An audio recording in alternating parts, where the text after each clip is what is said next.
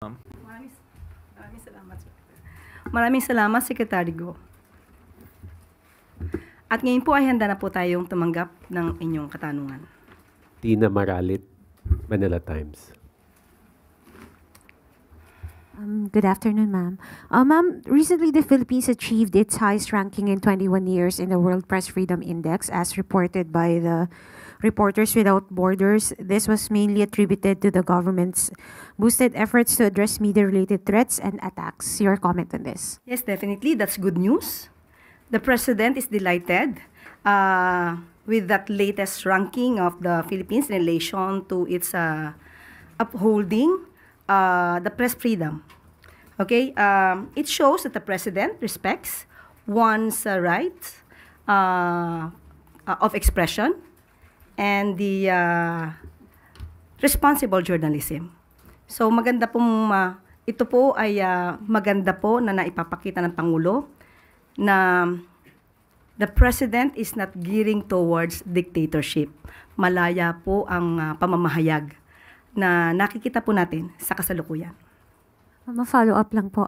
How can the present administration, particularly the Presidential Communications Office and other relevant agencies, ensure that that the rights of media workers in the country are upheld and recognized? Lalo na po't kamakailan, unfortunately, may napas lang pong isang veteranong mamamahayag. Katulad po, noong pa pong 2024, ipinangako naman po ng Pangulo. And I quote, ang sabi po ng Pangulo, "Be assured that we are doubling down on our commitment to protect our journalists and to uphold press freedom. We stand with you, hand in hand, in this fight." So hanggang ngayon po, 2024 po yan sinabi ng ating Pangulo. At ngayon po ay nakita niyo po ang nagiging resulta. Paiigtingin pa po ng ating Pangulo, ng administrasyon, ang kalayaan sa pamamahayag. Asahan niyo po yan. Thank you, ma'am. Clay Pardilla, People's Television.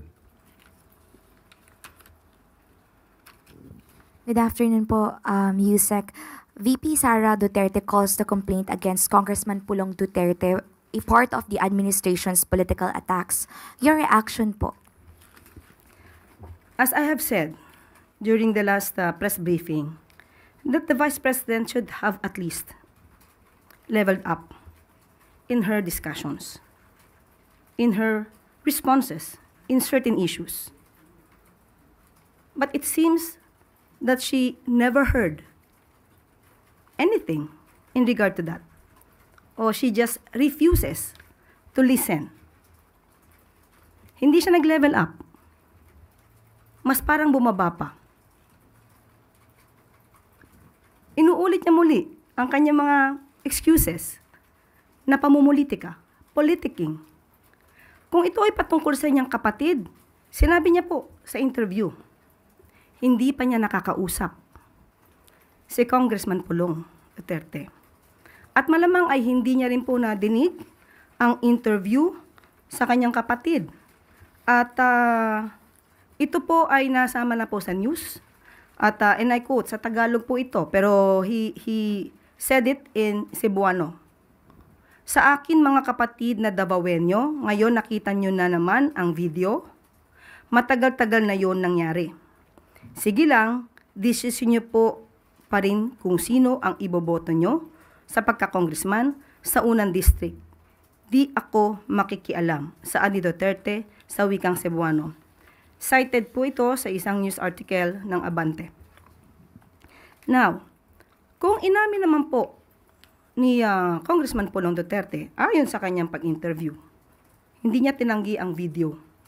Papaano ipapahid ng Vice Presidente ang ginawang ito ng kanyang kapatid sa Pangulo at sa administrasyon? Nabanggit dito na ang pagkuha ng ibang mga kababaihan for their own satisfaction, ang sandaling kaligayahan, bakit ito ibibintang sa Pangulo? Hindi ba dapat sagutin na lamang nila kung ano ang complaint? Definitely, Congressman Pulong Duterte is a public servant. He should know his obligations. He should know the laws.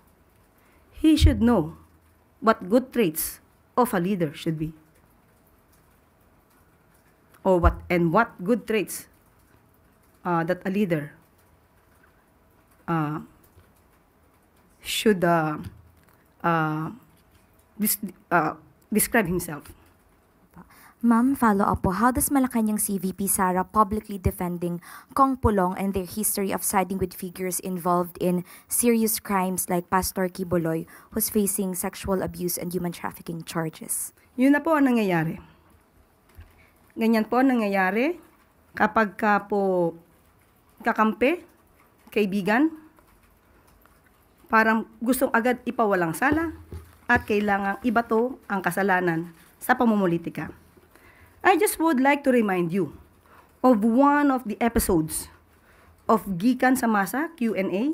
That's, if I'm not mistaken, that's March 10, 2024. Okay? When the president was interviewed by certain media personnel or vloggers, Pastor Quiboloy admitted that he was once complained of illegal conversion land. Illegal land conversion wherein she could be imprisoned for 6 years. Ang sabi po ni Pastor Quiboloy, nagpapasalamat siya kay Mayor, or tinawag niyang Tatay Digong, Mayor Digong, dahil si Mayor Digong ang lumakad. Pinuntahan ang dapat puntahan. So ano po ba ang nangyayari kapag ganito po ang sinasabi? So, kung dapat may managot po dito sa ginawa po ni Congressman Pulong, since kanya naman pong hindi idininay, kanya pong inamin ang video, lumalabas sa kanyang interview, di dapat managot ang dapat managot. Tina Panganiban Perez, GMA News.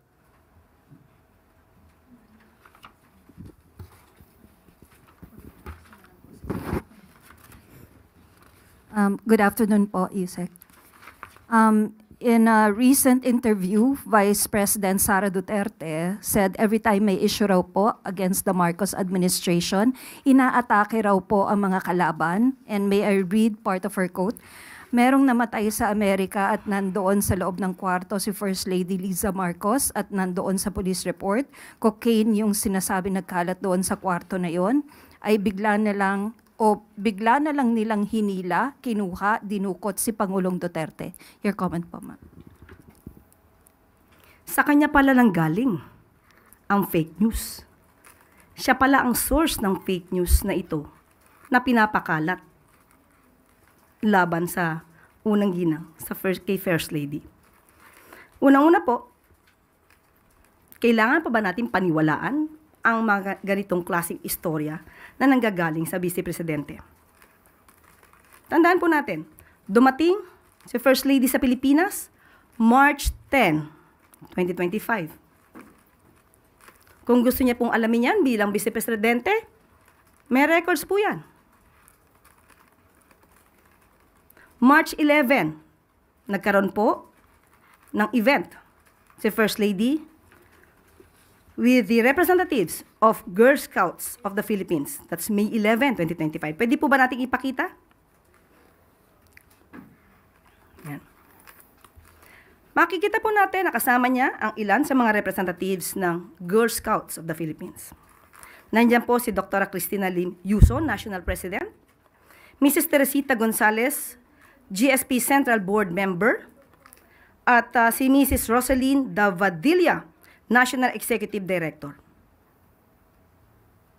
March 11 po, nang naaresto or dinala ang dating Pangulong Duterte sa ICC. Papaano po ito maiko-correlate kay First Lady? Samantalang March 11, nandito na siya sa Pilipinas, kasama ang sinabi po natin mga representatives ng Girl Scouts of the Philippines.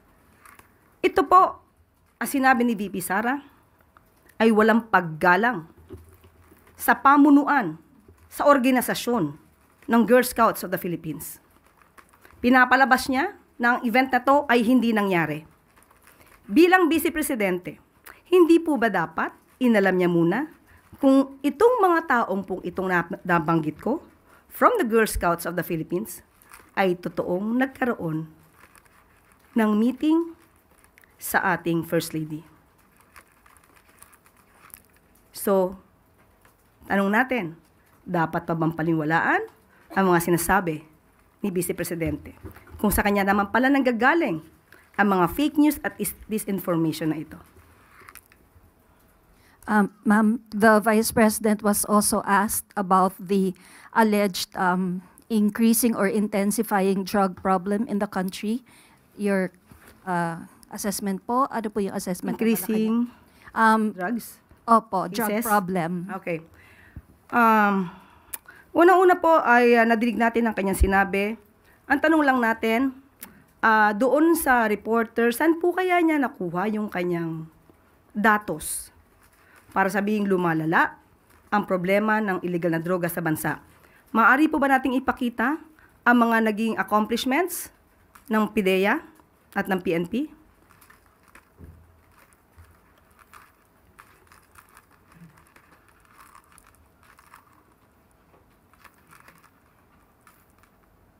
Makikita niyo po sa screen kung ano po yung mga nangyari at naging accomplishments po ng PIDEA at PNP.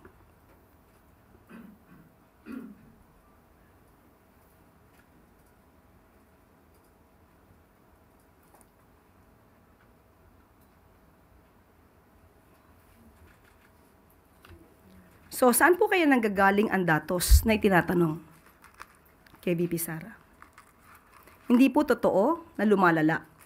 Mas marami pong accomplishments ang ating ang administrasyon po ni Pangulong Marcos Jr. Sa katunayan, from July 1, 2022 to December 30, 2024, 94,050 anti-illegal drug operations had been conducted, which resulted in the arrest of 127,155 drug personalities and seizure of 52.49 billion pesos of illegal drugs. Ma'am, last na po from my end. May quote din po si VP about you po. Ang sabi po niya, sumasagot lang naman ako sa kanya. Hindi ako tao na kilalanan na unang nakikipag-away. Lagi ako ay sumasagot lang. Sinagot ko na yan dati. Garbage in, garbage out. Pumapasok sa kanya basura. Lumalabas sa kanya basura. Your comment po. Okay. Nung sinabi niyang garbage in, garbage out, ang pinatutukulan po doon na tanong ay patungkol sa pag-iimbestiga, kautusan po ng Pangulo na magkaroon ng pag-iimbestiga sa nagiging problema ng mga consumers dito sa Prime Water na alam naman natin na pag-aari ng mga Villar. Ang ibig niya bang sabihin na basura ay yung pag-uutos na paimbestigahan ang Prime Water? Sa mga kababayan nating mga consumers ng Prime Water, ganito po ba dapat natin ituring ang kautusan ng Pangulo na basura or walang kwenta, walang saysay? Kaya nung sinabi sa atin ng Pangulo na ipag-uutos niya ang pag-iimbestiga at ito naman ay aking ipinahayag sa inyo, basura ba ang pag-uutos na yun ng Pangulo? Marahil sa kanya ay walang kwenta ito. Dahil, tandaan natin, hindi niya siguro alam kung ano ang mga reklamo nationwide na ng mga consumers ng Prime Waters. At dahil siguro involved ang pamilya Villar at ang sabi niya, ang tunay na kaibigan ay walang iwanan. Marahil ito rin po siguro ang dahilan kung bakit hindi naman agad nagkaroon ng pag-iimbestiga sa mga hinaing ng mga consumers ng Prime Water sa panahon po ni dating Pangulong Duterte. Rich Bon Quevedo, Daily Tribune. Good afternoon po, Yusek. Recent incidents of road rage got the attention of the president and reacted to it. Now po, devastating accidents happened and particularly po yung multiple vehicle collision sa SCTEX and yesterday po sa NAIA Terminal 1. Now the Department of Transportation po is very quick in their responses and kita po natin yun. My question po is there a particular reaction po ba coming from President Marcos? Opo, of course, kinakalungkot po ang mga nangyari. Lalo po may mga buhay po na nawala. May mga kababayan din po tayo nasaktan. Hindi magandang balita po ang ganitong klaseng aksidente. At dahil sa pag-uutos po ng Pangulo, na mabigyan agad ng hustisya ang mga pamilya na nasawi. Umaksyon po agad si Transportation Secretary Vince Dizon at siya po ay nagbabala at nagbigay na rin po ng agarang pag-uutos patungkol po sa regular and mandatory drug test for public utility vehicle drivers. Effective immediately. Napakaganda pong kautusan po yan. At yan din po ang direktiba po ng Pangulo para po maiwasan kung ano man po ang maaari pang mangyari na aksidente. At dapat po ang mga motorista at ang mga commuters din po natin ay mag-ingat po sa pang-araw-araw nilang pamamasada at pagsakay sa ating mga PUVs. Follow up lang po, ma'am. Earlier po sinabi rin po ni Secretary Dizon na, and I quote po, the people do not feel safe on our streets and that President Marcos has directed him to fix it. May details po ba on added directives coming from the President? Yun po, maliban po sa sinabi natin ay magkakaroon po ng pag-aaral at alam po natin ay ipapatupad ito ng reduction of driving hours for public utility bus drivers. Dapat pag-aralan po ito kasi tandaan po natin kapag sobra po ang oras ng pagdadrive ng isang driver, maaari po ito makaapekto sa kanyang kapasidad na mag-drive ng maayos at titignan po nila kung anong oras ang nararapat. At kung kayo naman po ay magdadrive, kung 6 na oras kayo nagdadrive, siguro mas maganda po yung nung gabi na yon bago kayo magdrive, wag na po kayo magpuyat o uminom. Alalahanin po natin na sa kamay din po ninyo ang safety ng mga passengers, mga commuters, mga pedestrians. Thank you po, Yusek. Follow up, Pia Gutierrez, ABS-CBN. Follow-up lang po dun sa pag-aaral, dun sa reduction of driving hours. Sa pag-aaral po ba na ito, titignan din yung posibleng economic implications naman pagdating sa mga drivers? Mm-hmm. Opo, ang nasabi po ni Secretary Vince ay mukhang bababa ito from 6 hours to 4 hours. Hindi pa lang po natin alam kung ito po ngayon ay final na. Pero tama po ang inyong suggestion, Ms. Pia. Siyempre po kapag po nagbawas ang oras, bawas din po ang kita ng drivers. Kaya mas maganda pong masusing pag-aralan to para sa mga drivers at para na rin sa mga commuters at passengers. Christian Yosores, Radyo 630.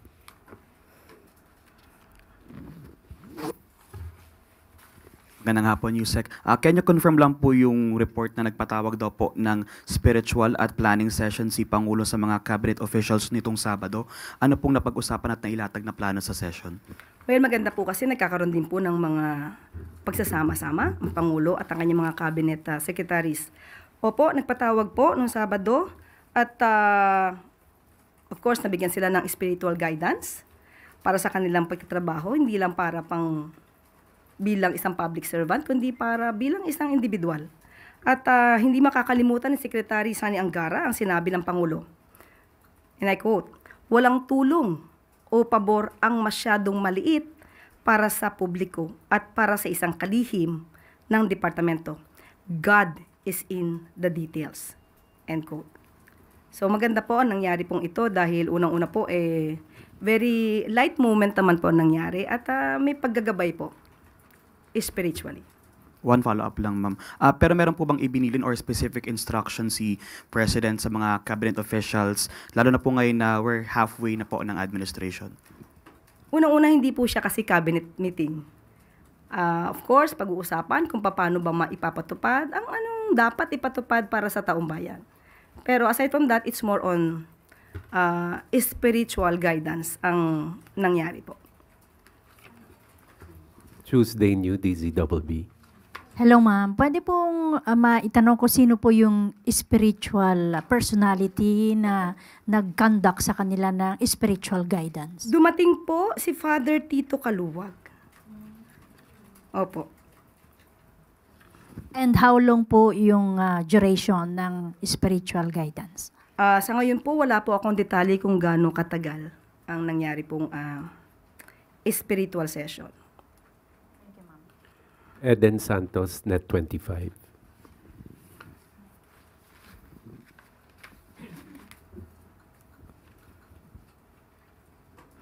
Good morning po, Yusek. Binatikos po ni dating presidential spokesperson Attorney Harry Roque yung anyay lantarang katiwalian ng mga Marcos sa gitna po ng investigasyon ng Hong Kong sa umano'y gold-linked money laundering activities. Ito po yung nabanggit din sa isang media entity dito sa Pilipinas, bukod po doon sa mga report from Hong Kong and Taiwan. Nakarating na po ba ito sa kaalaman ng Pangulo? Ano po yung kanyang reaction kaugnay nitong panibagong allegation po na ito? Wala pong katotohanan. Yun lang po. So you categorically deny po ito? Walang katotohanan. Doon po sa pagdalo ng Pangulo kanina po sa One Cebu rally sa Cebu, yung po ang presensya ng Pangulong Marcos ay sign po ba yon na yung suporta niya kay suspended Governor Cebu Governor Gwen Garcia ay parang sign din na sinusuportahan niya yung paglabag or hindi pagsunod ni Governor Gwen doon po sa kautusan ng Ombudsman? Wala po tayo nakikitang ganun. Yun lang po. Doon po sa nabanggit ninyong 7 pisong baba ng Duterte administration, pwede po ba ninyong i-clarify yon kung talagang 7 piso, gagawin 7 piso kada kilo yung bigas that time, or yung sinasabi po ng dating Pangulo na reduce o bawasan lang ng 7 piso yung presyo po ng bigas? Nasa news na po yan. Maaari po niyong i-refer po ang news patungkol po dyan. So, malinaw po na reduce po yung nabanggit, pero kayo sabi ninyo sa inyong vlog po ba yun, whatever, yung 7 piso, sabi niyo pangako 7 piso at parang sort of ganon. Pwede po ba linawin lang natin yun para hindi naman pagmula ng fake news? Sa vlog po ba? Napanood po sa Hindi po yata yun nabanggit sa press briefing. Opo, hindi po sa press briefing. Parang you're talking na pinapakita nyo pa yung SONA something ni PRRD. Para lang po magkaroon ng sa halip Hindi na... po yung pahayag ng Pangulo. Nandito po tayo sa ating press briefing para ihayag po ang direktiba, announcements ng palasyo. Hindi po patungkol sa aking pagbablog. Hindi po, nabanggit ko lang po yung vlog, Yusek, para lang po hindi Miss Eden, pasensya na po, hindi po ako makakasagot ng anumang sinabi ko outside from this press briefing. Kung ano man ang aking naging opinion personal, pag-usapan natin sa labas at hindi dito po. Kasi po parang makaka-apekto rin po dun sa mga ng Pangulo na medyo iba yung nababanggit. Opo, Miss Eden, kung ano po ang inyong pakay patungkol po dito, inuulit ko po, ang aking pag-vlog ay wala pong kinalaman ang palasyo, ang Pangulo, at ang gobyerno. Let's move on. Thank you. Alvin Baltazar, Radio Pilipinas.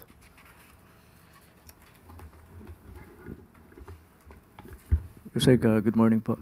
Yusek, nitong weekend po nagkausap si Pangulong Marcos at saka si Prime Minister Anwar Ibrahim. May we get some details kung ano po yung napag-usapan nila aside from economic and security? And isasabay ko na rin, Yusek, yung tanong na nabanggit din ni Pangulo na sabi niya makikita sila sa sa ASEAN Summit this coming May. Kailan po ang alis ng Pangulo para doon sa ASEAN Summit? Ang summit po ay gaganapin sa May 26 to 27. Asahan niyo po, dadating po, atin po ang ating Pangulo sa nasabing ASEAN Summit.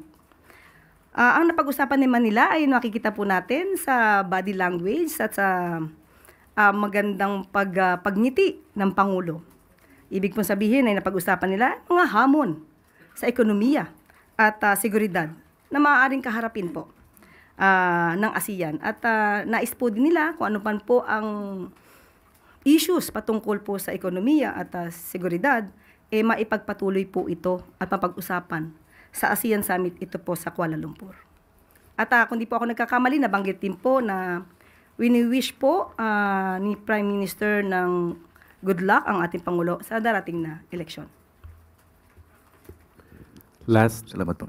question, Ann Soberano, Bombo Radio. Yusek, good afternoon. Yusek, reaction lang from the palace. Sa SWS survey kasi na isinigawa noong April 11 to 14, sinasabing 93% ng mga Pilipino ang susuporta sa mga kandidato na nagtataguyod ng mas maraming oportunidad sa trabaho, pagpapalakas ng agrikultura upang dumami ang produksyon ng pagkain sa bansa. Masaya po tayo, masaya po ang Pangulo na ganyan po ang nagiging resulta dahil ang mga botante po ngayon ay nabubuksan na po ang isip kung sino ba dapat ang kanilang iboboto. At ito mga nasabi po na mga kagustuhan ng mga boboto para sa isang leader ay nakikita po sa mga miyembro po, mga senatoriables po ng alyansa. Alyansa na ang mga pangalan ay binanggit ni Pangulong Marcos Jr. dito lamang po sa katatapos na campaign sortie sa Cebu. Yusek, ano po ang nakikita ng Malacanang na posibleng factors na nakapag-contribute na nag-iba po yung pananaw ng ating mga voters po para sa mga kandidatong tumatakbo ngayong midterm election? Nakikita po siguro nila kung ano ang naitutulong ng pamahalaan, especially patungkol po sa agrikultura. At kung papaano po ba tinutugunan ang issue po. Yusek. Thank you, Yusek Claire. At dito po nagtatapos ang ating briefing. Maraming salamat Malacanang Press Corps at magandang hapon para sa bagong Pilipinas.